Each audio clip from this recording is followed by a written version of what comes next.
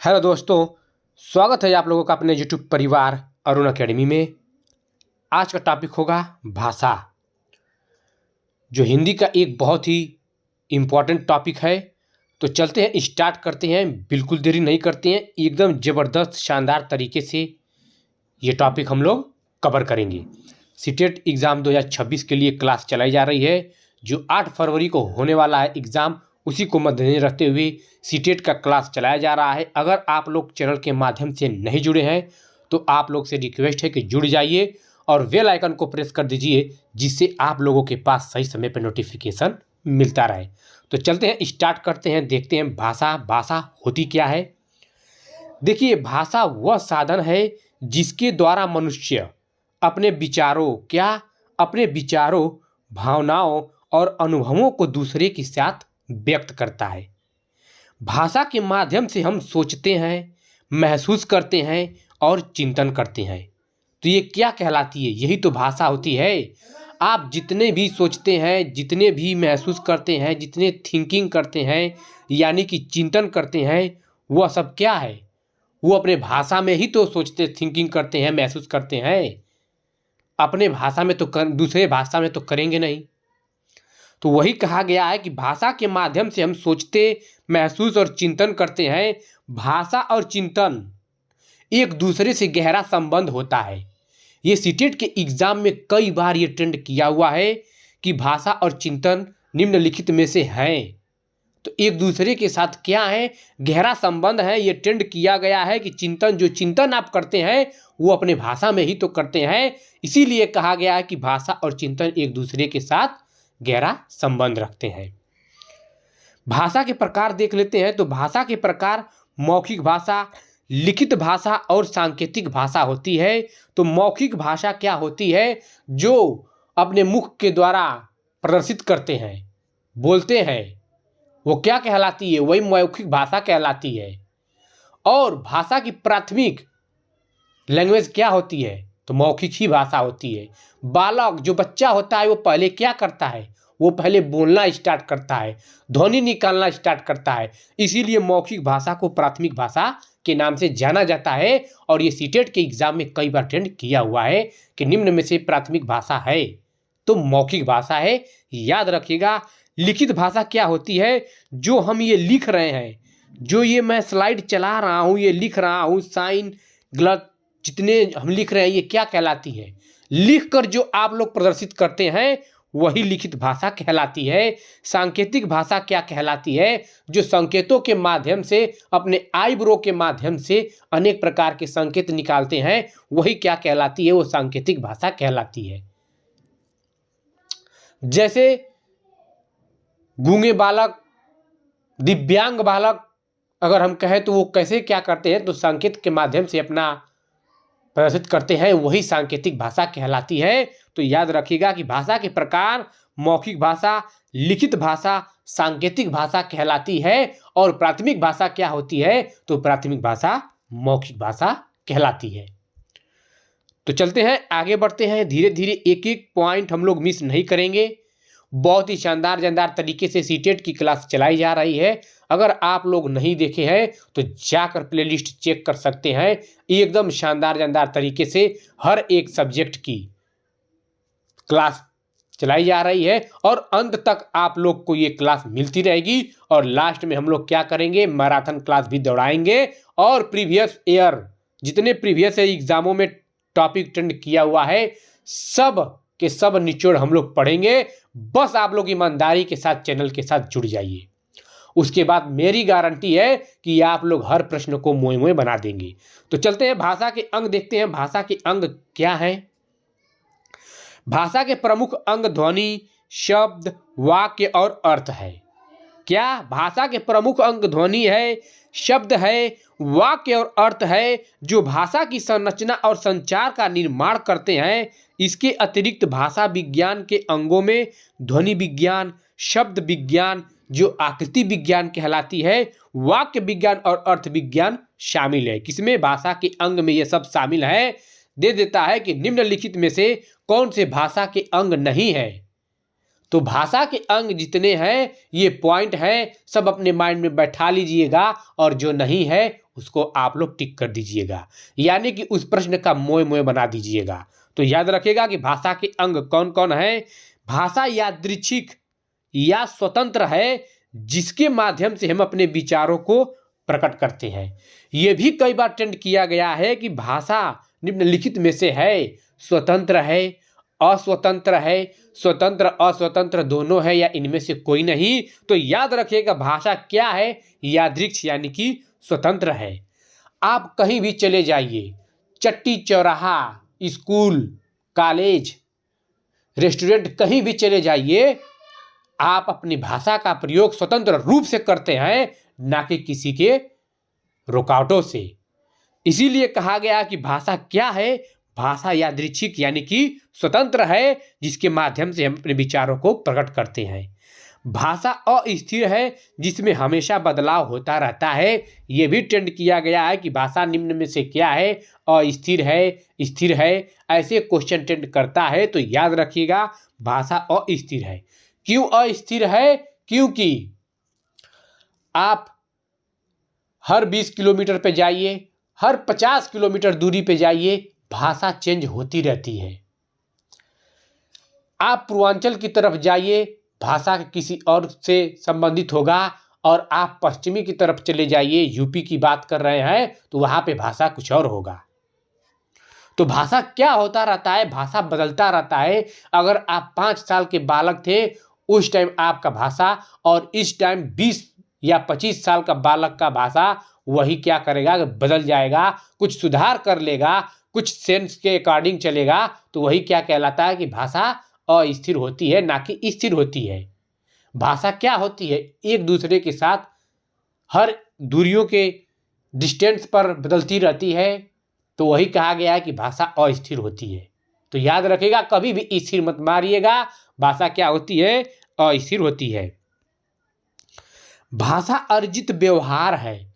तो हम लोग भाषा अर्जित करते हैं, ग्रहण करते हैं, स्कूल में, विद्यालय में, समाज में, 4 लोगों के बीच में रहकर, घर परिवार, एक दूसरे उनको देखकर अनुकरण करके हम लोग भाषा सीखते हैं, हम लोग भाषा ग्रहण करते हैं, हम लोग भाषा अर्जित करते हैं। तो वही कहा गया है कि भाषा क्या है, भाषा अर्जित व्यवहार है। ये सब पॉइंट जितने हैं, ये पॉइंट हर बार सीटेट के एग्जाम में कहीं ना कहीं किसी शिफ्ट में या कहीं ना कहीं किसी भी प्रीवियस ईयर में ये क्वेश्चन टेंड किया हुआ है।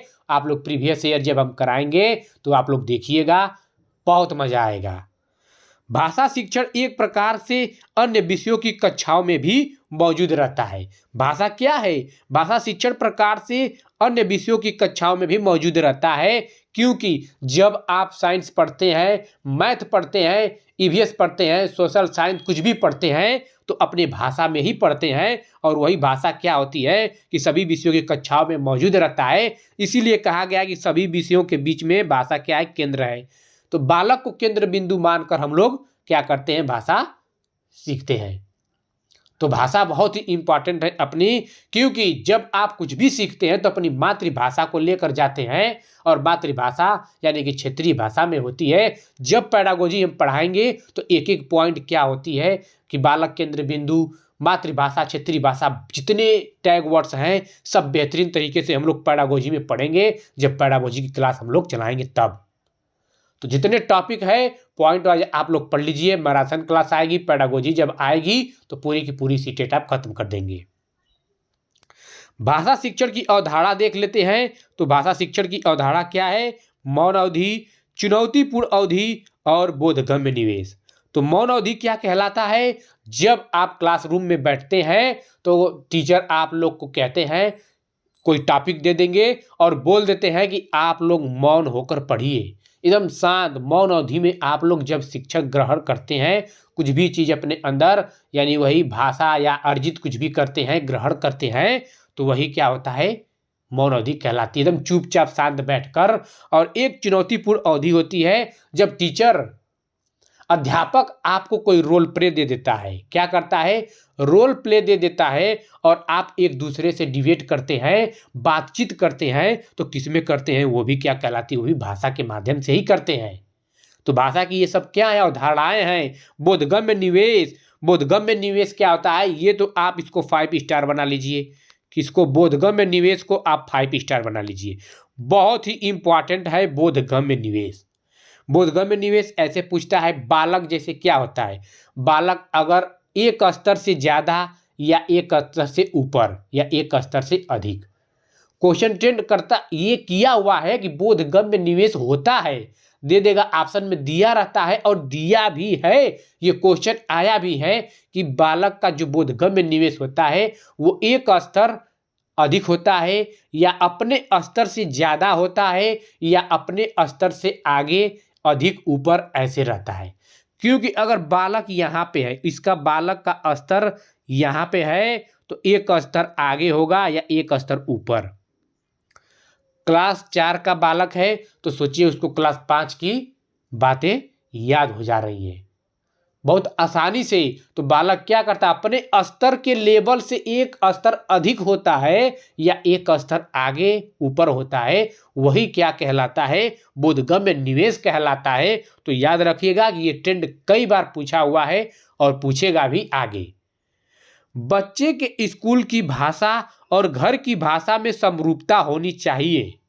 जो बच्चे की जो स्कूल की भाषा होती है और जो घर की भाषा होती है, तो घर की भाषा क्या होती है, मातृभाषा होती है या क्षेत्रीय भाषा उसका जो होता है वही क्षेत्रीय भाषा उसकी मातृभाषा कहलाती है। तो क्या होनी चाहिए, तो स्कूल की भाषा और घर की भाषा में समरूपता होनी चाहिए। ये ट्रेंड किया हुआ है कि बच्चे के स्कूल की भाषा और घर की भाषा में क्या होनी चाहिए, समरूपता होनी चाहिए, असमरूपता होनी चाहिए। ऐसे ट्रेंड किया हुआ प्रश्न है तो आप लोग याद रखिएगा कि बच्चे के स्कूल की भाषा और घर की भाषा में समरूपता होनी चाहिए।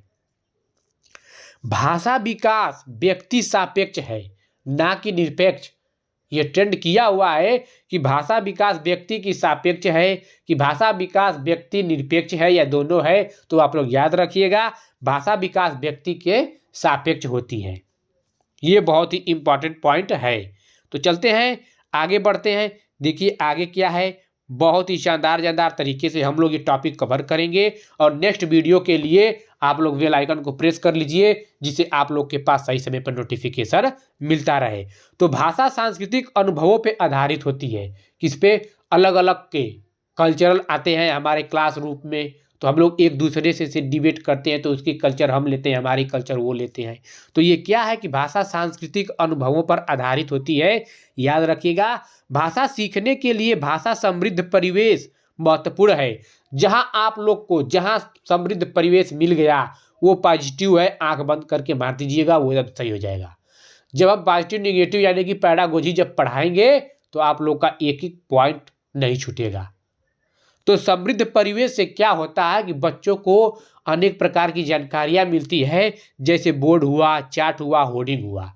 अगर आप लोग कहीं जा रहे हैं किसी हाईवे पे तो बोर्ड लगा रहता है कि दिल्ली इतना किलोमीटर, इलाहाबाद इतना किलोमीटर, बनारस इतना किलोमीटर, उस पर लिखा रहता है बोर्ड के अकॉर्डिंग 400 किलोमीटर 200 किलोमीटर। तो उससे क्या होता है कि बच्चों में वो भाषा सीखने की एक महत्वपूर्ण योजना होती है। तो बोर्ड हुआ, चार्ट हुआ, होर्डिंग हुआ। होर्डिंग क्या होता है, चार्ट के द्वारा अनेक प्रकार से बच्चों को भाषाओं अधिग्रहण करने की क्षमता हो जाती है।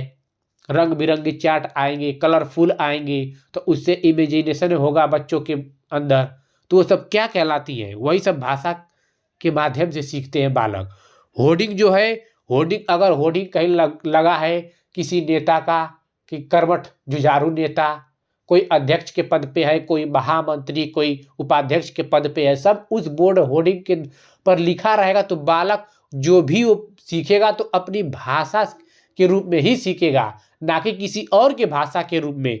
तो भाषा सीखने के लिए भाषा समृद्ध परिवेश बहुत महत्वपूर्ण होता है। वो अनेक प्रकार से चार्ट, होर्डिंग, बोर्ड जितने हैं, इससे बालक क्या होते हैं, अट्रैक्टिव होते हैं, सीखते हैं। प्रत्येक भाषा का व्याकरण होता है। क्या प्रत्येक भाषा का व्याकरण होता है, तो हर एक भाषा की व्याकरण होती है। तो बालक क्या करते हैं, व्याकरण के थ्रू भाषा को सीखते हैं। तो याद रखिएगा कि प्रत्येक भाषा का अपनी क्या होती है, व्याकरण होती है। प्रत्येक भाषा की एक लिपि होना आवश्यक नहीं होता है। ये सीबीएसई वालों में ये बहुत आयोग के द्वारा ये क्या हुआ था, बहुत सस्पेंशन थी कि ये लिपि होना है नहीं होना है, बहुत कन्फ्यूजन हुआ था। तो सीटेट के एग्ज़ाम में इसको आयोग ने इसको क्या कर दिया, सीबीएसई वालों ने ये बोल दिया कि प्रत्येक भाषा की जो होती है अपनी लिपि होना आवश्यक नहीं है। किसी किसी की लिपि होती है नहीं होती है, तो ये कहा गया कि प्रत्येक भाषा की एक लिपि होना आवश्यक जरूरी नहीं होती है, क्योंकि कुछ ऐसे हैं जो उनकी लिपियाँ लिखी होती हैं, कुछ नहीं होती हैं। तो वही कहा गया कि जो भाषा की लिपि है वो होना आवश्यक नहीं होती है। तो भाषा व्यवस्थाओं की भी व्यवस्था होती है। याद रखिएगा कि भाषा क्या है, व्यवस्थाओं की व्यवस्था होती है। भाषा एक नियमबद्ध व्यवस्था चलती है। क्या चलती है? भाषा नियमबद्ध व्यवस्था चलती है। तो याद रखिएगा दोस्तों, अगर आप लोग चैनल के माध्यम से नहीं जुड़े हैं तो जुड़ जाइए और नेक्स्ट वीडियो के लिए बेल आइकन को प्रेस कर दीजिए, जिससे आप लोग के पास सही समय पर नोटिफिकेशन पहुंचता रहे। ठीक है दोस्तों, नेक्स्ट वीडियो के लिए आप लोग इंतजार करते रहिए, बहुत जल्दी आने वाली है। ठीक है दोस्तों, आप लोग का बहुत बहुत धन्यवाद।